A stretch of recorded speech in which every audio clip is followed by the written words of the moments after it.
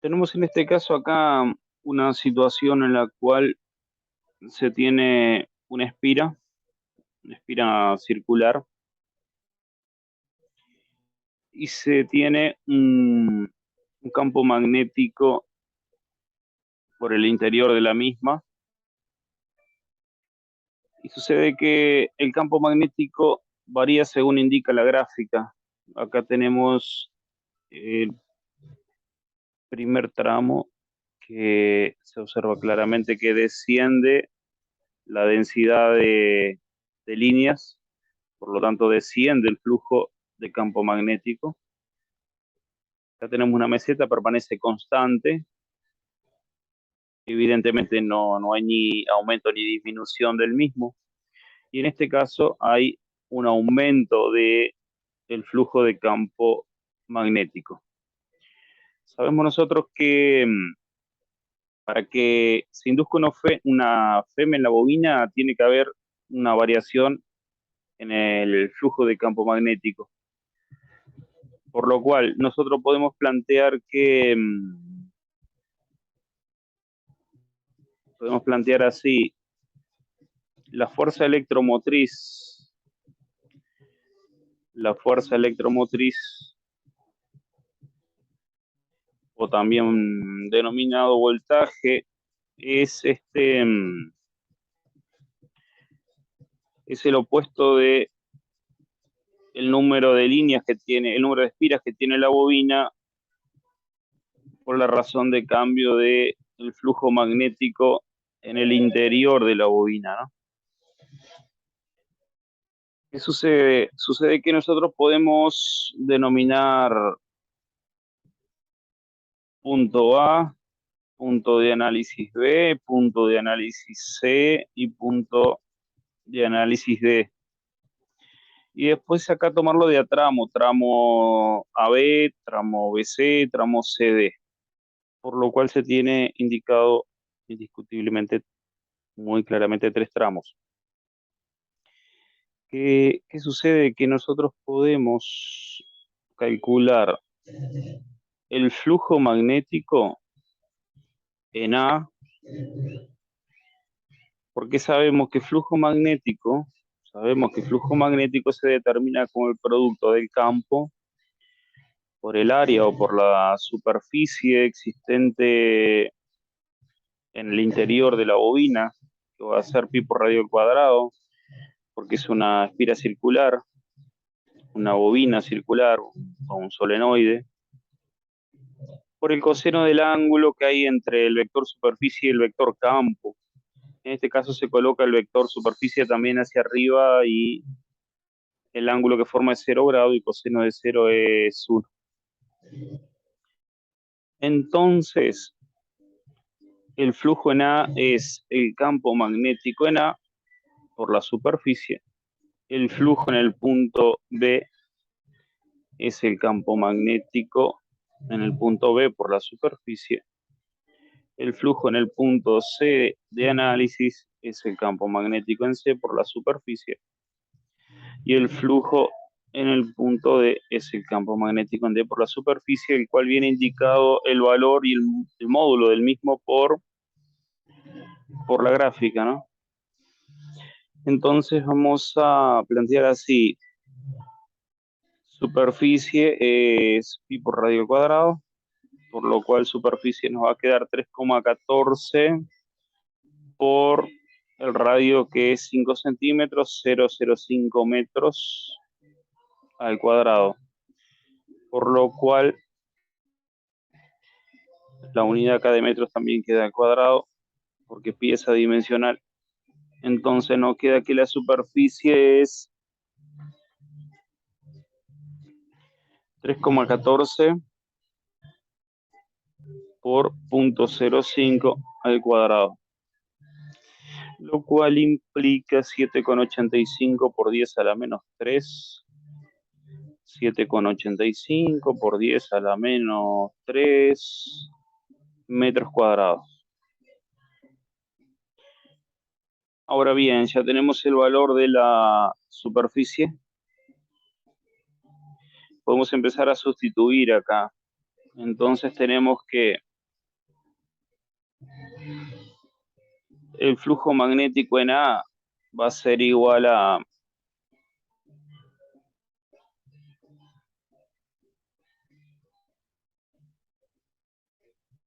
el campo magnético en A, que el campo magnético en A es 0,150 Tesla. Entonces queda sustituido 0,150 Tesla por la superficie, que es 7,85 por 10 a la menos 3 metros cuadrados. Entonces planteamos 0,150 por 7,85 exponente a la menos 3. Y nos da 0,17 por 10 a la menos 3 Weber. 0,17 por 10 a la menos 3 Weber. 1,17. 1,17 por 10 a la menos 3 Weber. También ya sabemos que es Tesla punto metro cuadrado, ¿no? Porque es campo magnético y superficie. El campo magnético en B, en el punto de análisis B, el flujo de campo magnético es el módulo del mismo que está indicado en la gráfica, 0,050 Tesla, por el valor de la superficie, 7,85 por 10 a la menos 3 metros cuadrados. Entonces nos queda 7,85 exponente a la menos 3 por 0,050. Y nos queda 392 por 10 a la menos 6. 3,92 por 10 a la menos 4. 3,92 por 10 a la menos 4 Weber. El flujo en el punto C, cuando observamos acá, el flujo en C es el mismo que en B. ¿Por qué? Porque el campo es el mismo. Cuando hago una proyección de B, el campo es 0,050 Tesla, y de C sobre el eje vertical u ordenadas tenemos 0,050 Tesla. Entonces el campo magnético acá va a dar el mismo valor, el flujo de campo magnético va a dar el mismo valor que en este caso, ¿no? Entonces va a quedar 3,92 por 10 a la menos 4 Weber. Y después flujo magnético en D, acá es D, va a ser campo en D, viene dado por la observación en la gráfica, el módulo 0,100 Tesla por 7,85 por 10 a la menos 3 metros cuadrados. Entonces nos queda 0,100 por 7,85 exponente a la menos 3, lo cual nos da 7,85 por 10 a la menos 4. 7,85 por 10 a la menos 4 Weber. Entonces, ¿qué sucede? Que ahora nosotros tenemos determinado acá, claramente el flujo de campo magnético en A, el flujo de campo magnético en B, el flujo de campo magnético en C y el flujo de campo magnético en D. ¿Qué sucede? Sucede que si observamos el flujo en A y el flujo en B, existe una variación del mismo y existe una disminución del mismo. Por lo tanto, si existe una variación y en este caso una disminución, pero lo importante es una variación de flujo de campo magnético dentro del espira, lo importante es una variación de flujo de campo magnético dentro del espira. Este campo magnético disminuye, por lo tanto la densidad de líneas de campo disminuye, por lo tanto el flujo magnético disminuye a través de la superficie de la misma, por lo cual se induce una fuerza electromotriz como consecuencia de la variación del flujo de campo magnético, se induce una fuerza electromotriz y por lo tanto una corriente inducida y también por lo tanto un campo magnético inducido que se opone a la causa externa que lo produce, lo cual indica el signo de menos que en la ley de Lenz. Ahora bien, nosotros podemos venir y calcular acá, así, planteamos así. La FEM inducida en el tramo AB es menos 800, que es el número de Espira, por la variación de flujo entre A y B. El punto final de análisis es B, que hay un flujo de 3,92 por 10 a la menos 4 Weber, 3,92 por 10 a la menos 4 Weber, menos el flujo en A. El flujo en A está acá, 1,17 por 10 a la menos 3 Weber, sobre el intervalo de tiempo que viene dado acá, 0020 menos 0, tiempo final menos tiempo inicial, que ya da 0020 segundos. Está acá, segundos. Hay que estar atento porque si nos dan milisegundos tenemos que poner por 10 a la menos 3, pero en este caso es segundo. Entonces la FEM inducida en el tramo AB queda 3,92 exponente a la menos 4 menos 1,17 exponente a la menos 3 dividido 0,020, lo cual da negativo menos 38, entonces queda menos 800 por menos 38,9 por 10 a la menos 3. Menos por menos más, por lo tanto, en este caso queda una FEM inducida positiva, lo cual va a generar una corriente que en ese caso se considera para el sentido de giro como positiva, por tener menos por menos, por lo cual nos queda 800 por 38,9 exponente a la menos 3. 31,12 voltios. Entonces esta es la FEM inducida en el primer tramo. Ahora bien, ¿qué sucede? Que si este campo magnético disminuye, lo voy a representar así con una longitud menor que la de color azul, porque está disminuyendo la corriente, la FEM inducida genera una corriente inducida que genera un campo magnético inducido que se opone a la disminución. Por lo tanto, aplicando la regla de la mano derecha, o sea, envolviendo la espira acá, el campo magnético inducido va a quedar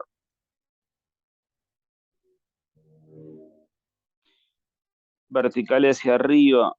¿Por qué? Porque como el campo magnético externo introducido en el interior de la bobina disminuye, el campo inducido se opone a esa disminución, por lo tanto, aplicando la regla de la mano derecha, la corriente tiene que tener este sentido, de manera tal que se genere en realidad un norte acá y un sur debajo. En el otro tramo, que es el tramo BC, hay una meseta, por lo tanto, el campo magnético en el interior de la bobina es constante. Evidentemente, si es constante, ni aumenta ni disminuye. Y para que haya una FEM inducida y una corriente inducida, una corriente eléctrica inducida, tiene que haber una variación de flujo de campo magnético. Si el campo permanece constante, esta variación no existe. Por lo tanto, no va a existir una FEM inducida, no va a existir una corriente inducida ni un campo magnético inducido, o sea, no sucede nada. Como respuesta, ponemos que la FEM en el tramo BC es igual a 0,0 voltios. Y después acá pasamos a la FEM en el tramo CD. Entonces nos queda que la FEM es 800, el número de espira, por el flujo final, que es el flujo en D, que es este que tenemos acá, determinado, 7,85 por 10 a la menos 4. 7,85 por 10 a la menos 4 Weber. Menos el flujo en C, que lo tenemos determinado por acá, 3,92 por 10 a la menos 4. 3,92 por 10 a la menos 4. Sobre el intervalo de tiempo, que es este acá, de 0 tiempo final, 0,06 menos 0,04, por lo tanto nos da 0,020 segundos. Entonces, la FEM inducida en el tramo CD, la FEM inducida en el tramo CD nos va a dar 7,85 exponente a la menos 4 menos 3,92 exponente a la menos 3, 3,92 exponente a la menos 4 también, 3,92 exponente a la menos 4,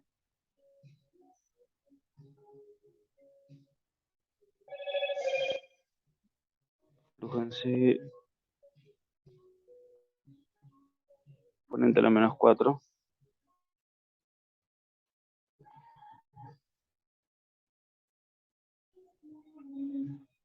Tenemos flujo en D7,85 dividido 0,020 por 800 y nos da 15,72 voltios.